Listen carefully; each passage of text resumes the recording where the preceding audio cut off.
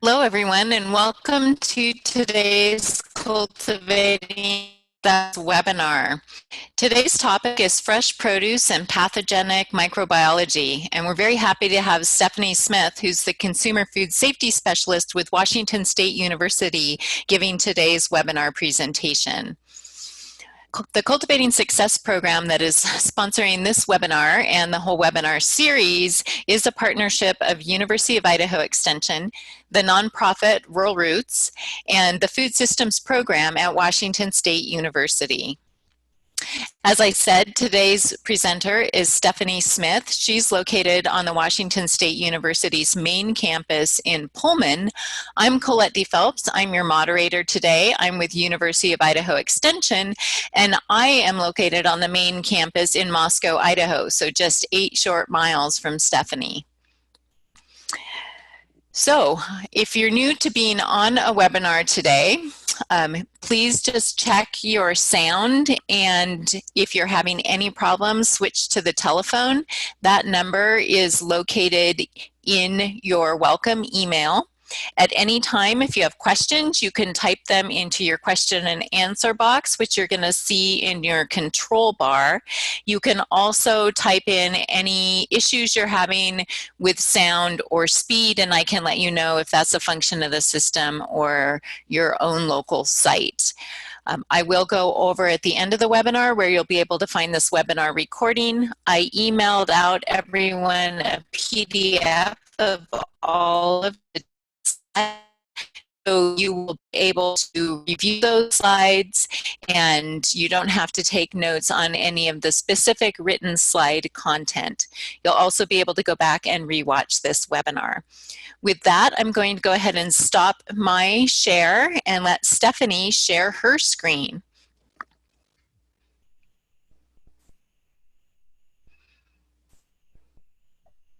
There we go. Thank you all for joining us this morning. I'm going to be talking to you about the issues with microbial pathogens with relationship to fresh produce, and give you some tips on how to avoid contamination of fresh produce.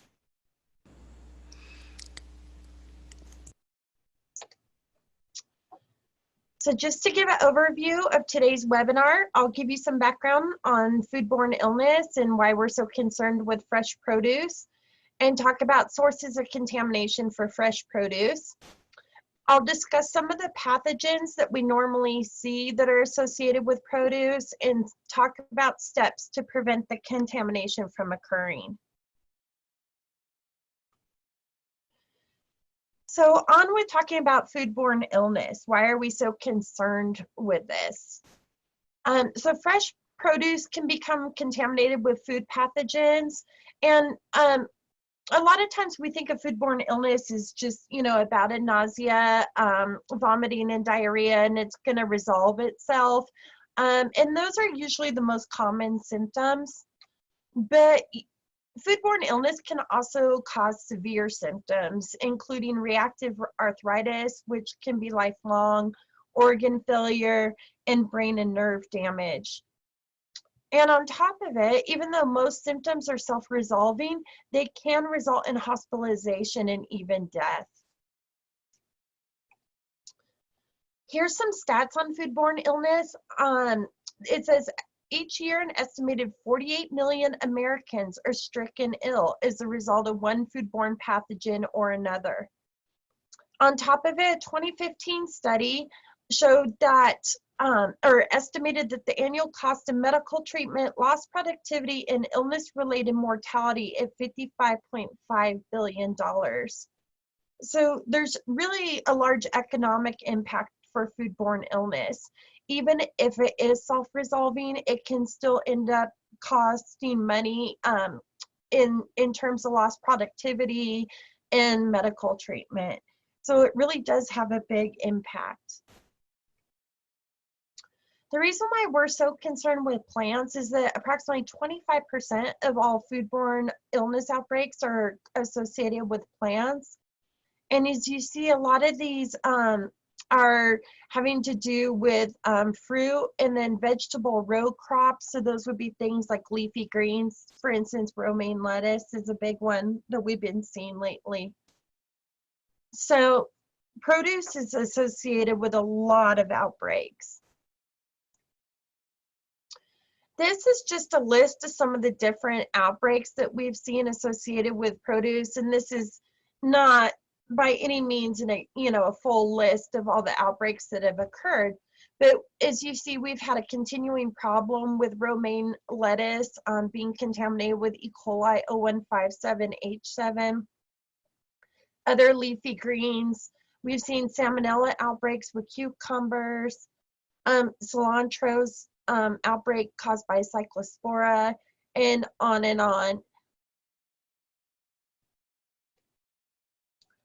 So I'm going to talk now about how produce becomes contaminated to begin with. So most of the time with fresh produce, what we see is that workers are not participating in proper health and hygiene practices.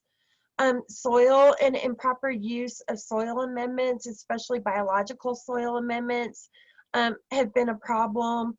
Contaminated agricultural water is a problem both in the production and post-harvest activities. We've seen this with the romaine lettuce outbreak. Wildlife and domestic animals can contaminate produce. And then improper post-harvest handling and sanitation can be an issue. The biggest problem with fresh produce is that there is no kill step to get rid of the pathogens. So for food that's been properly cooked, for example, that can kill the microorganisms that can cause illness. But with fresh produce, we don't do that. Additionally, freezing and refrigeration does not kill pathogens either. And actually, some pathogens can grow quite well under refrigeration temperatures. So once produce becomes contaminated, it's really difficult to try to remove that contamination. So I'm going to talk about each of the steps and go into a little more detail about how produce becomes contaminated. So with regard to worker health and hygiene, a lot of things we see are unwashed or improperly washed hands, contaminated clothing and tools. Some examples might be, if it's a dual-use farm where there's animals and produce production occurring, that there might be cross-contamination even from workers' clothing and boots going from animal areas into produce growing areas. Worker health issues is another cause of produce contamination. So if workers are ill with different types of viruses or bacteria, they can spread that onto produce. This is also true with bodily fluids. If they are injured or if they have a cut that's infected, that can also contaminate produce. And again, just most of the common pathogens that we see that can contaminate food can also be transmitted by employees. So this includes things like Hepatitis A, Salmonella typhi, Norovirus. All those can be carried by workers. Soil and biological soil amendments are another potential cause of contamination. So biological soil amendments are any amendments that are from animal origin. So that could be things like fish emulsion or even manure. So a lot of times things like improper application of manure can be a really big problem, especially if the manure has not been treated to kill pathogens. And then also performing improper composting, which doesn't allow for die-off of pathogens. And then with actually spreading the soil amendments, if these are contaminated and they come in contact with the edible portion of the crop, then the crop is now contaminated as well. We know that wildlife and domestic animals carry pathogens, human pathogens, And most of the time, this is the contamination occurs through the animal's feces. So they end up defecating in a field, and their feces is contaminated with the human pathogens, and now it's on the produce. So with this comes the risk of, if you harvest visibly contaminated produce, or produce that was likely to have come in contact with animal feces, then that puts all the produce that's associated with a contaminated produce at risk of also becoming contaminated. And then with dropped produce, when produce falls to the ground, it's in contact with the soil, which carries a lot of microorganisms, which we'll talk about in a little bit. And then it can also potentially come in contact with any feces that might be on the ground. So those are both risk factors as well. Agricultural water used for production is potentially risky too. So a lot of times, well, basically the water becomes contaminated in many different ways. So it can become contaminated through wildlife or domestic animals, being in the water, defecating in the water. It can become contaminated from manure runoff, or runoff from livestock farms, or even from urban or environmental runoff sources. And then also there's potential risk of water becoming contaminated through wastewater discharge or things like septic tank leakage, whether it's on the farm or upstream from where the water's, from where you're collecting your water source. Post-harvest water, we can see a lot of contamination due to using water, an inappropriate source of water, such as surface water, which surface water is most risky because it's easier to become contaminated. And then if you're using water that's contaminated, is shown, for instance, in these apples that are being processed, then all of those apples can become contaminated, and that can result in a large outbreak. And other ways where we see contamination occurring during post-harvest activities is use of contaminated harvest containers and equipment, food contact surfaces, conveyor belts, and even tools.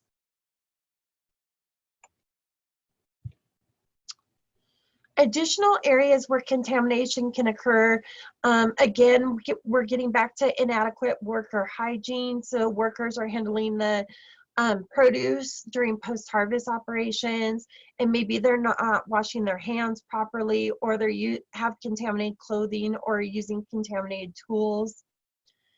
Or, for example, they're carrying illnesses and being in contact with the produce, or have an injury that comes in contact with the produce or the produce contact surfaces. Another big area is lack of proper cleaning and sanitation activities, or the activities not being executed properly. So not having a rigorous cleaning and sanitation program. And then, of course, pests can also carry human pathogens and cause contamination of fresh produce. I'm going to move on now to talking about some of the most common fresh produce food pathogens. And there's a lot of information on these slides, but I'm just going to point out when we start talking about the pathogens, some of the most important need to know information. Since Colette sent you a copy of the slides, then if you're interested in additional information, that's available on the slides. So most of the organisms that we're concerned with fresh produce include bacteria, viruses, and parasites. And we'll talk a little more about some of the examples that are given here in a few minutes. Bacteria are single-celled microscopic organisms. They're classified based on the cell shape or cell wall structure, and then also partly on their genetics. Bacteria are really diverse. They live in the environment, and they can live in soil. We already have discussed multiple ways that humans Well, humans carry all sorts of bacteria, but how some of the pathogenic ones can get on produce. And then also bacteria can live in water and on plants. Although a lot of bacteria are beneficial and only a handful cause disease, there's still a great concern about contamination of produce, obviously, because of the disease-causing organisms.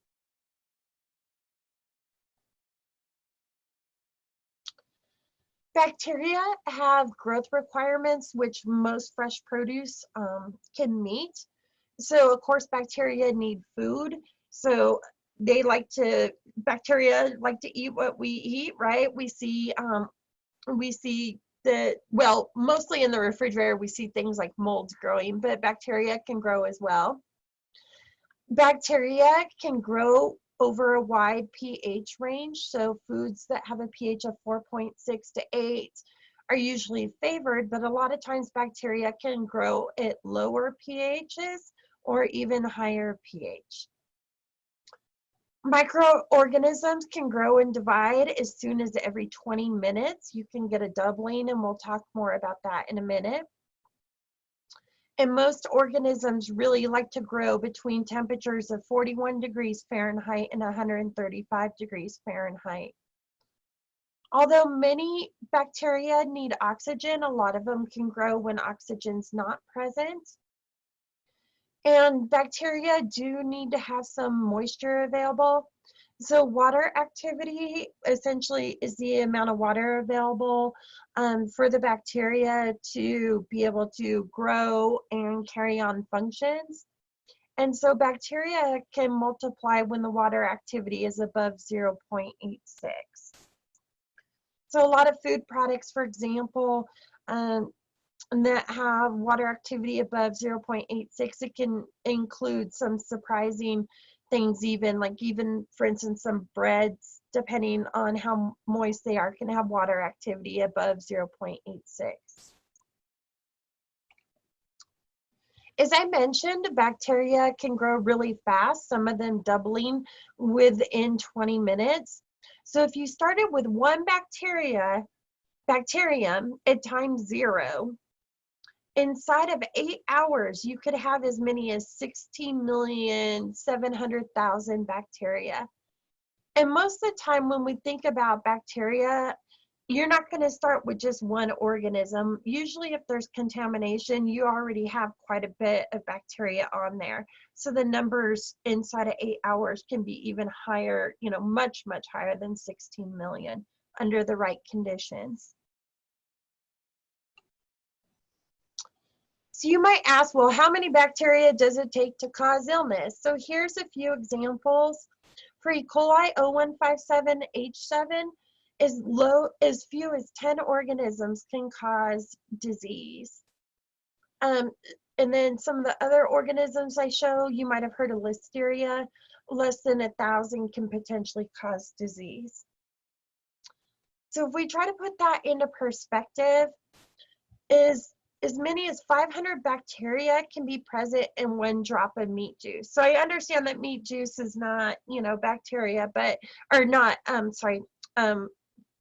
produce, but just to give you a little bit of perspective, that's how many organisms can be in 1 drop of liquid. Some bacteria like to form spores.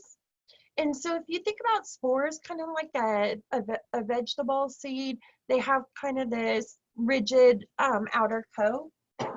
Excuse me. And so the bacteria can form this and kind of go dormant like a seed. And the reason why this is important is because they can contaminate produce. And then if the conditions are unfavorable for the growth of the bacteria, then they will go ahead and form these spores, like these seeds. And then as soon as conditions become good again for bacterial growth, then basically the spores will germinate and the bacteria will start growing quickly again. The other important thing is that spores can withstand really harsh environmental conditions. And a lot of times that they're resistant to, they can be resistant to heat, resistant to a lack of water, and other conditions that would normally kill other bacteria. A lot of you might have heard about bacterial biofilms, so we were just going to discuss this briefly. Basically, what happens is that the bacteria will settle in on a surface and they form this sticky stuff. It's called an extracellular polymeric matrix. So it's just, so they'll just stick to that helps them stick to the surface. And then other cells that are around will start sticking to the surface too. So you can have biofilms that have a lot of different bacteria, types of bacteria in the biofilm. The problem with this is that these biofilms can then collect in water, on pipelines, produce contact surfaces, packaging materials. So pretty much anything, these biofilms can start growing. And once they're there, they can be really, really difficult to get rid of. That's another reason why we get concerned with having proper cleaning and sanitation procedures in place, is so these biofilms can get removed, because otherwise they can then end up contaminating fresh produce. I'm going to start talking about some of the organisms that we see associated with fresh produce. So there's different types of Salmonella species. Salmonella, the typhoidal, Salmonella typhi is carried by humans, whereas non-typhoidal Salmonella species are carried by other animals. You usually associate them with poultry or other different types of birds. But both of these can cause really bad illnesses. So produce becomes contaminated with Salmonella just because Salmonella is present in nature. It's in the soil, it's in the intestines of wildlife, and then if it's Salmonella typhi we're talking about, it can be carried in the intestines of humans. And we see this a lot. We see produce becoming contaminated a lot, just either from bird droppings or from humans that are carrying this, they're in contact with produce. So there's a list of produce that are commonly contaminated with Salmonella, but basically any produce is potentially at risk. Shigella is a lot like Salmonella, and it can cause really, acute foodborne illness symptoms, and it can be potentially life-threatening. Some strains produce what are called introtoxins, so different toxins. And we see Shigella cause contamination of produce, and especially of production and post-harvest water can be infected with Shigella. And then if workers are carrying this organism, they can also contaminate the produce. So we see this again commonly associated with lettuce, but again, any produce can potentially become contaminated with Shigella. Probably most people have heard about E. coli. The ones we're focused with the most produce these toxins, so they're called Shigella toxin producing E. coli, and there's also there's a lot of different E. coli. So all humans carry E. coli in their intestines, but not all E. coli make people sick. But probably one of the more common ones you've heard of is O157H7, which can cause really severe symptoms. And approximately 5% of people that become infected with O157H7 end up getting kidney failure, which is potentially life-threatening. And a lot of people can die from infection with O157H7. So the produce contamination sources we see a lot include water that's been contaminated with feces, animals that are defecating on produce, and then also if a worker is carrying this or has been in contact with animal feces, they can spread that onto the produce. We've seen a lot of this with leafy greens and sprouts, and in fact, all the romaine foodborne illness outbreaks and recalls have been associated with E. coli, or at least the ones over the last couple of years. Listeria is another one that you might have heard of a lot, especially recently. It's starting to become more and more of a problem. At first, it was just associated with things like cold cuts, hot dogs, and soft cheeses, but now we're starting to see it associated with produce a lot more. Listeria is in the environment. It's just in the soil and, you know, elsewhere in the environment. And it's quite hardy. It'll grow under refrigeration temperatures. So that's why we're really concerned about it, because even if you refrigerate the food, it's not going to really slow, it's not going to stop the growth of the organism. It'll keep growing. Listeria is especially concerning because the fatality rate is approximately 20 to 30%, depending on the outbreak.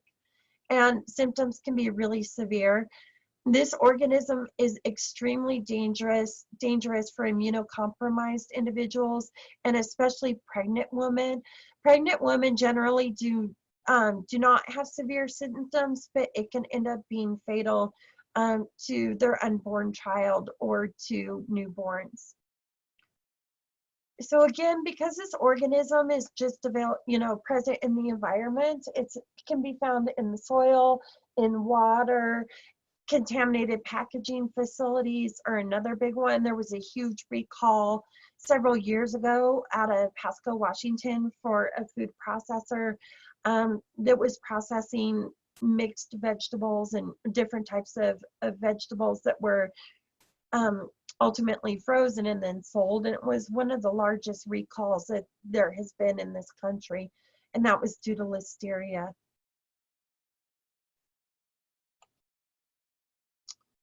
Bacillus cereus is another organism. This one forms those spores like I talked about a little while ago, and they produce toxins that can cause different types of disease. And Bacillus cereus is commonly present in the soil. It's just in the environment. And usually we see this organism associated most with grain products, so wheat, for example, or rice products is another one. So that's where we see Bacillus cereus the most. Clostridium perfringens is another one that can form spores, and again, this one is just available in the soil. And so produce, of course, it's contaminated with soil that carries Clostridium perfringens can become contaminated. So this organism also produces toxins, and it can cause some pretty uncomfortable disease symptoms, but it's usually self-limiting.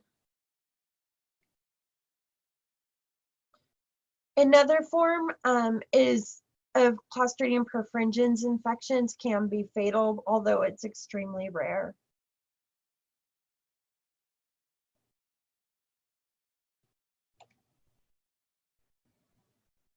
I'm going to move on now to talking about viruses. So viruses are the smallest infectious agents, and they can be on the surfaces of or infect plants, animals, humans, and bacteria even. There's viruses that attack bacteria, and these are called phages. The thing about viruses is that they have a particular host.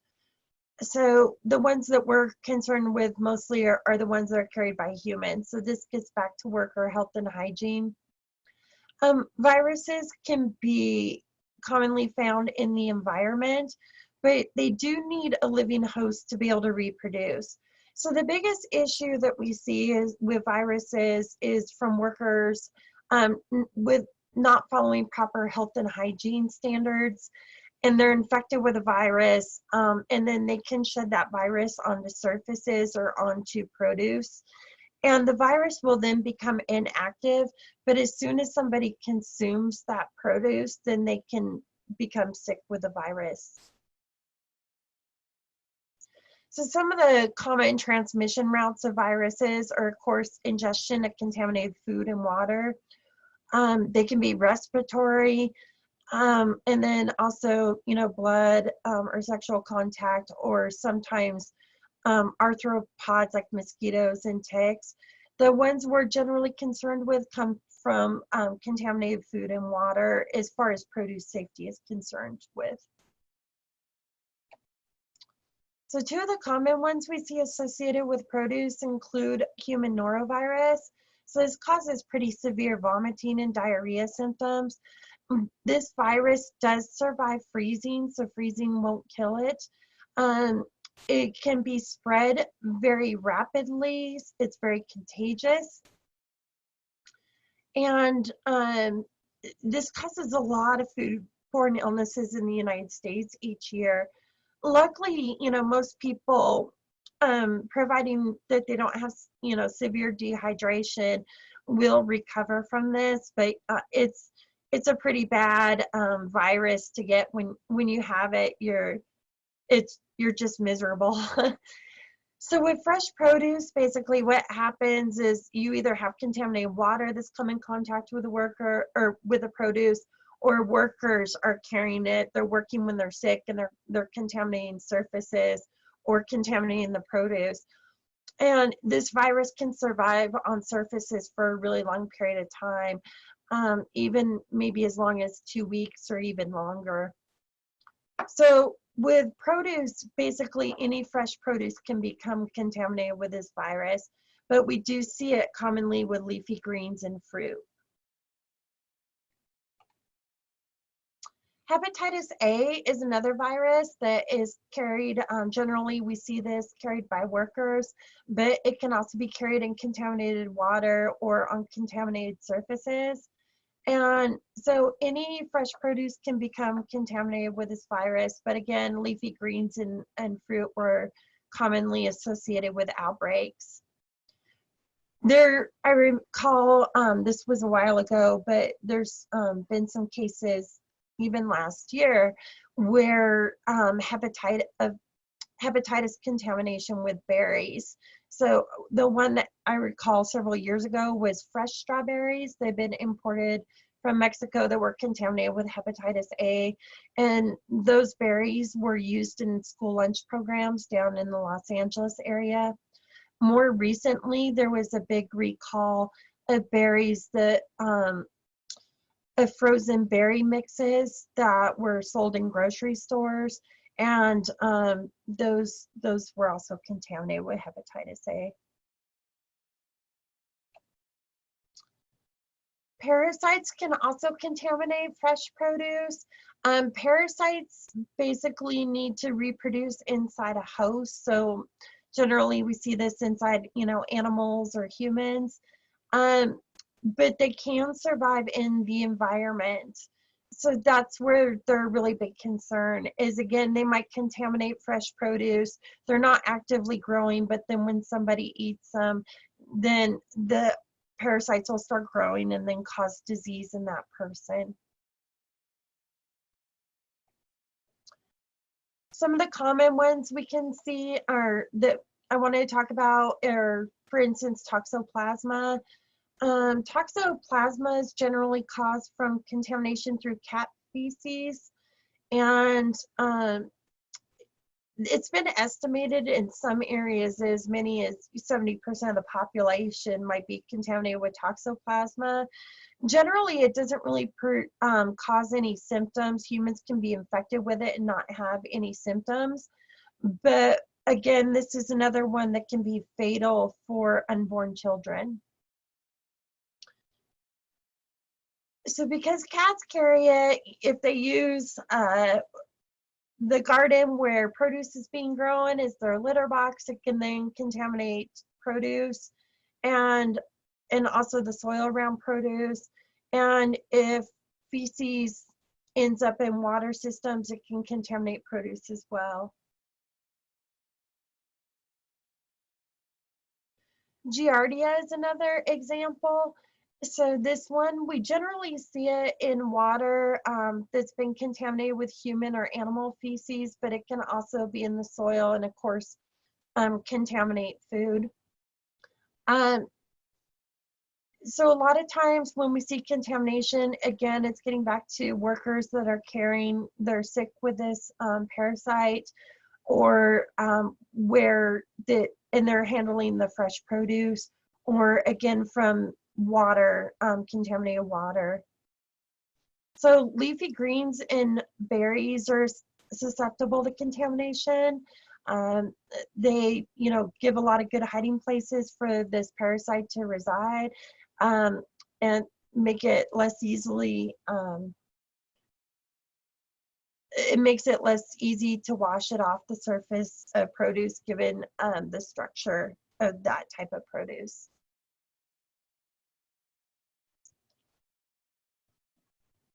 Cyclospora is another one that we've seen a lot of. And again, this is commonly seen in due to using contaminated agricultural water, or ill workers is another big one that causes contamination of produce. So we've seen Cyclospora outbreaks associated with raspberries, and then also with basil.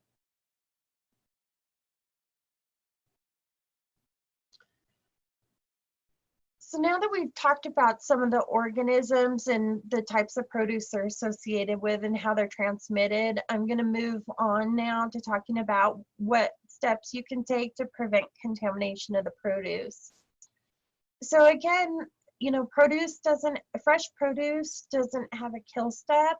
And so once the produce becomes contaminated, it's really hard to get these organisms off of the produce. So we want to prevent contamination from occurring in the first place. So some of the critical points you want to pay attention to is making sure that any workers or anybody handling the produce or anything in contact with the produce are following good worker health and hygiene practices. Water monitoring can be very important to make sure that the water you're using to irrigate your crops is safe and doesn't carry any pathogens. Cleaning and sanitation is very, very important, and you really need to have rigorous cleaning and sanitation practices with regard to both growing, harvesting, packing, and holding fresh produce. And then also knowledge of land use history and doing ongoing land monitoring can be important for keeping the produce that you grow safe. With regard to worker health and hygiene, some of the steps that are important to take is make sure that workers have been adequately trained on hygiene practices, and then also safe harvest practices. Workers should know that they should report sickness to the person that's in charge on your farm, and know what to do when they have injuries.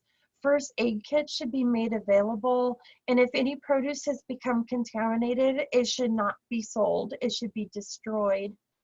Workers also need to have access to potable water for hand washing, and there should also be stations available near where they're working, both so that they can use the toilet and also be able to wash their hands when they become potentially contaminated, or after using the toilet, or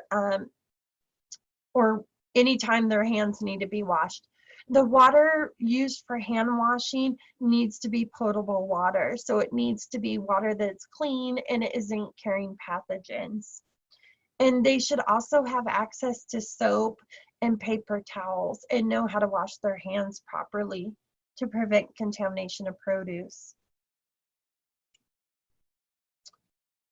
With regard to soil amendments, both any type of soil amendment, including biological soil amendments.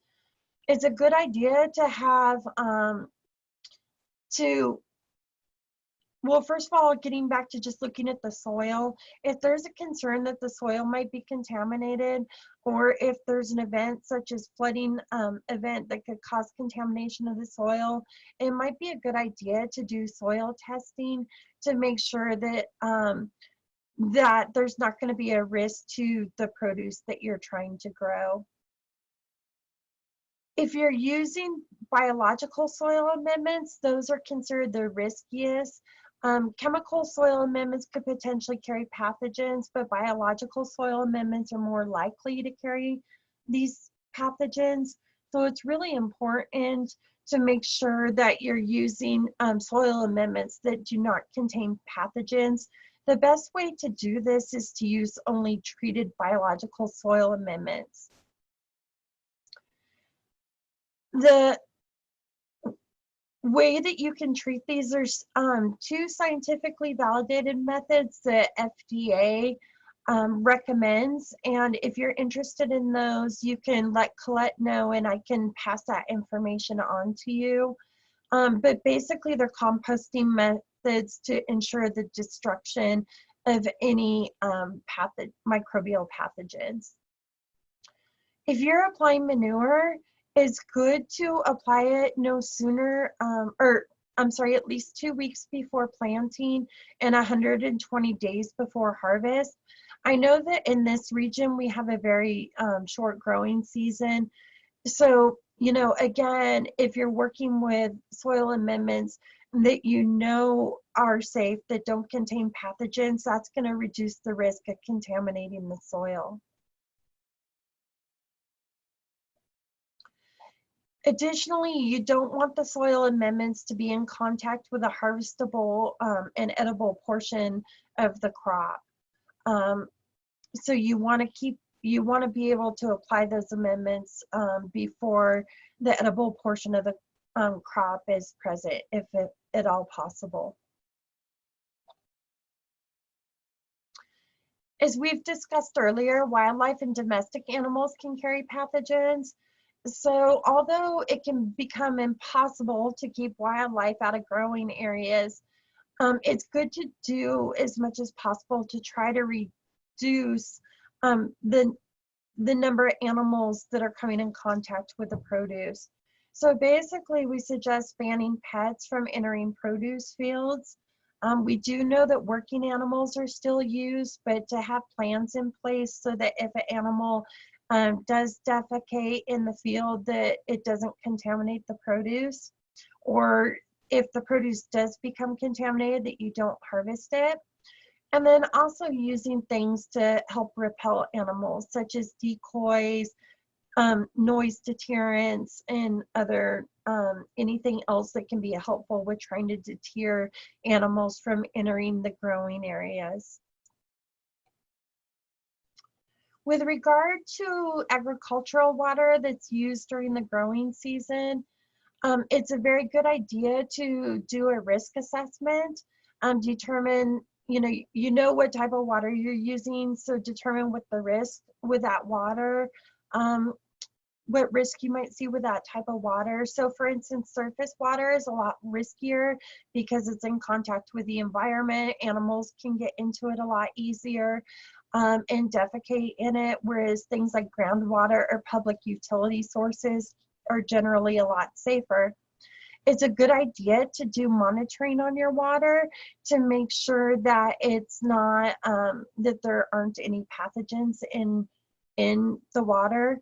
It's also a good idea to see if you're using, for instance, a surface water source you're pulling from a river, for example, it's a good idea to know what types of operations that might be going on upstream that could impact your water quality and make it unsafe. And again, with testing, that can also let you know if there's suddenly a problem that's starting to occur with your water so that you can take steps to prevent it from contaminating produce. And then also monitoring and controlling animal access to the production water is really important. I don't know, there's one river nearby. I don't know how many times I drive past that and see cows in it. And I know that at some point downstream that's being pulled for irrigating produce. And so it's always really a concern because that could cause contamination of the produce and then ultimately a large foodborne illness outbreak. With regard to post-harvest water, again, you want to make sure that the water's a safe source. We generally recommend, and actually for those that might be covered under the produce safety rule, the Food Safety Modernization Act produce safety rule, there's a requirement that post-harvest water has no detectable E. coli per 100 milliliters of tested water. So it's a good idea to occasionally test your water source that's being used for any post-harvest processing, and make sure that the water's not contaminated. If it's also a good idea in your post-harvest water to use antimicrobial products. So a lot of times there's the misconception that the use of antimicrobial products in the water will remove the microorganisms from the produce, but actually adding antimicrobial products in the water won't necessarily remove organisms from the produce, but it keeps the pathogens, it'll kill off the pathogens in the water itself. So that's the point of using it, is not to clean the produce, but to keep the water that the produce is in clean. And then of course you want to make sure you're using proper cleaning and sanitation programs.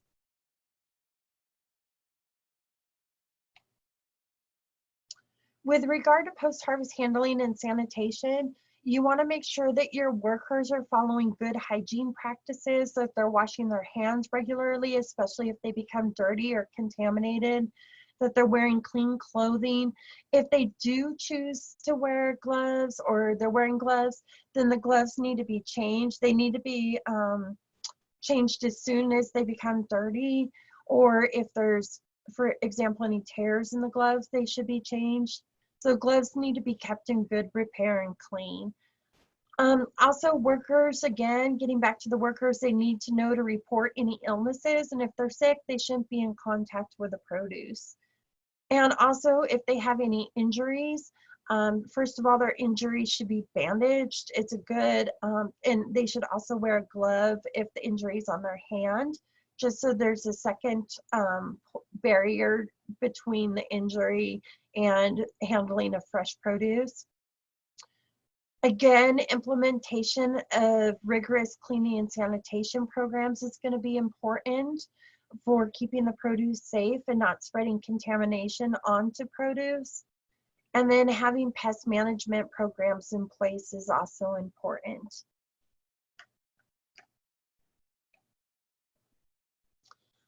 There's a lot of resources that can help you out with all of these areas and help you reduce your risk of contaminating produce and provide more information on each of the areas that we talked about. So for instance, worker health and hygiene, water testing, cleaning and sanitation programs. There's a lot of resources, so don't be afraid to reach out to any of us.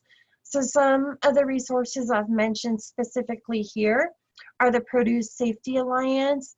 Extension is listed at the end of that. That was supposed to be a separate bullet point, so I apologize for that. But reach out to your extension agency. We're here to help you, and we have a lot of resources we can pass on to you as well. The state, your state's Department of Agriculture also has a lot of resources and can point you in the right direction as well. FDA has a website on the Food Safety Modernization Act Produce Safety Rule, and they have a lot of resources available. And even if you're not covered under the Produce Safety Rule, it's a good idea to familiarize yourself with it, because based on your sales, even if you're really small right now, you might grow and then suddenly have to comply with the produce safety rule. So it's a good idea to become familiar with those rules and to even start implementing some of those practices to make sure that you're keeping your produce safe. Most of you are probably familiar with good agricultural practices. There's a lot of resources on this through USDA's Agricultural Marketing Service, and then also through your extension office or your state's Department of Agriculture. And with that, I will take any questions you might have. Great. Thank you, Stephanie. We do have a couple of questions. Our first question is, of the sources that can cause produce to be contaminated, such as worker hygiene, irrigation water, wild animals, etc., what is the most frequent? That's a good question. It really just depends. We've been seeing a lot of issues, again, with romaine and with water. So under the produce safety rule, they've actually put a hold on implementing the water testing requirements, but while they work out some of the details for that regulation. But in the meantime, we've had a ton of outbreaks related to contaminated water. So I think that's really a big one. And then we've also seen contamination, a lot of contamination with animals coming in and then with workers. So it's, I can't really tell you exactly which one's the most concern, but those three areas are definitely really big ones. Yes, and I totally agree, Stephanie. And some of the things people might think about, like with leafy green contamination, like you said, the actual structure of the plant can be problematic. Another thing is if those greens are batch washed, then that contaminate can get into the wash water and spread from plant to plant. Most And definitely. yeah.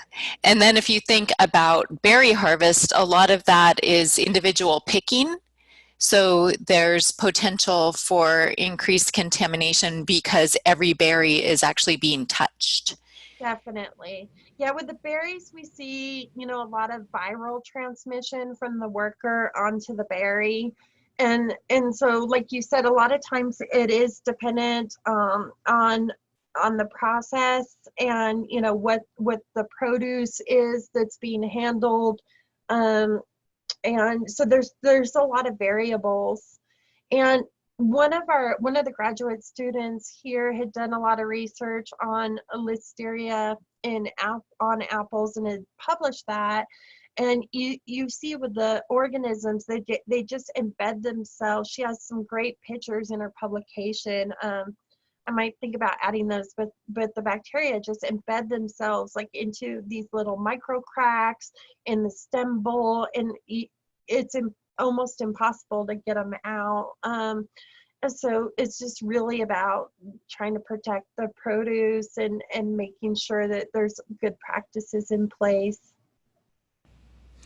Yes, exactly. And since a lot of Listeria is found in the soil, that's one of the reasons that we highly recommend not using dropped produce. Yes. Okay, we have another question. What is it about incorporating biological amendments 120 or 90 days before harvesting produce that makes it safe? Okay, so generally with that, what happens is when you apply the biological soil amendments, especially if they're untreated, then usually the edible portion of the crop is not there. And then also the soil amendments are exposed in the environment. And so they're getting, if there are pathogens in there, they're being exposed to UV light, which can potentially kill them, although mostly on the surface. They might have a little more exposure to desiccations. There's in different temperatures, which can help actually reduce the number of pathogenic microorganisms in the soil amendments. And then it's less likely, of course, to come in contact with the edible portion of the crop. Yes. Absolutely. And I have seen some research that came out of Dr. Bill Snyder's lab that showed that there are microorganisms in the soil that are actually consuming some of those pathogens over time. So Yeah. if you have a really healthy soil with a lot of organic matter that has a lot of biological activity, that actually can be a benefit in terms of food safety, because they're actually doing studies now to look at that relationship between soil life and pathogenic bacteria. Definitely. There can be a lot of competition going on between the organisms in the soil, like you were saying, and that can definitely be beneficial. Um, and there's still, as far as timelines go, those are, you know, the preferred uh, timelines to use. Right now, even as with regard to the FSMA produce safety rule, they're still looking into best methods for applications of soil amendments, and trying to determine, you know, how close can you apply something and still have a reduced risk for contamination. So there's still a lot of research that needs to take place in that area that's occurring, but right now that's the general guideline. Thank you. We have another question that is related to biological amendments. So as a follow-up to that last question, why aren't biological amendments that are stacked or piled for 120 days or longer, sometimes years, not considered safe? That's a great question. So basically what we're looking at is time and temperature for killing off pathogens.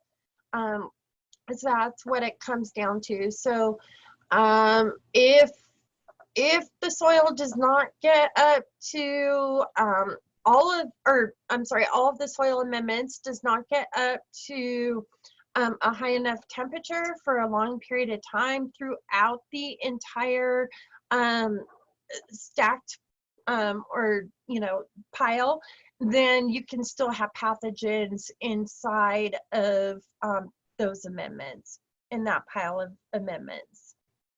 And so basically what it gets down to is it's a time and temperature.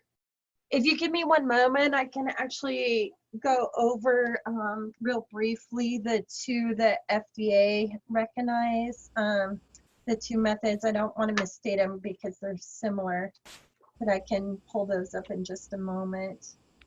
Okay, that would be great. While Stephanie's pulling those up, I'll let folks know that are online. Most states have a new program called an on-farm readiness review, where there would be a team of people from the Department of Agriculture and Extension, and this is definitely happening in Idaho, that will come out to your farm for free and essentially walk your farm and help you look at any potential areas where you might have some type of food safety risk.